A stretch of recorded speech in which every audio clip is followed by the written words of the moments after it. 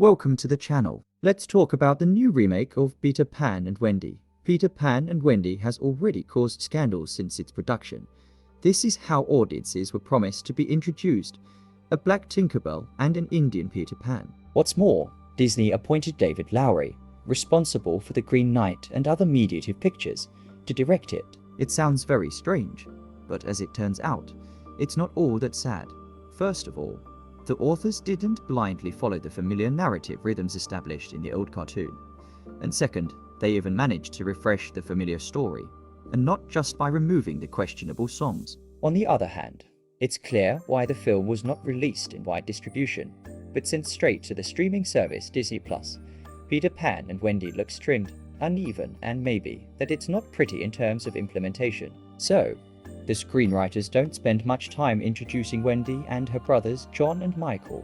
We all know what those characters are. On the contrary, the script pays more attention to the fact that Wendy Darling doesn't want to grow up. Peter Pan, on the other hand, in Lowery's interpretation, is a self-confident, yet innocent boy who contrasts nicely with the harshness of London. The heroes find themselves in Netland and confront Captain Hook, played by Jude Law. The director gets a huge sandbox in the form of Netland, but again, the focus is more on Wendy as an outsider in that land.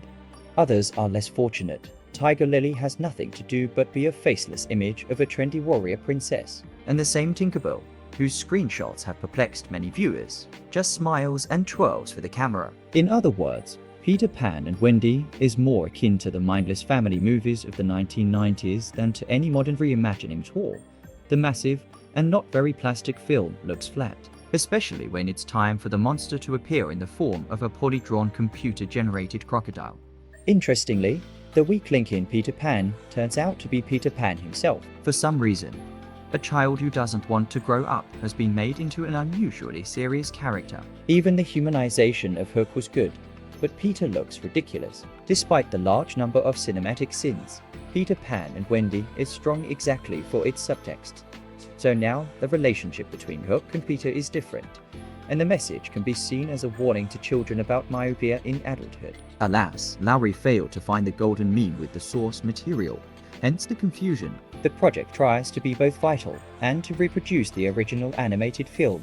Otherwise, Peter Pan and Wendy is a dull adventure that fails to fill the world beyond what is shown in the frame. The creator and visionary Lowery lost out to Walt Disney's big money.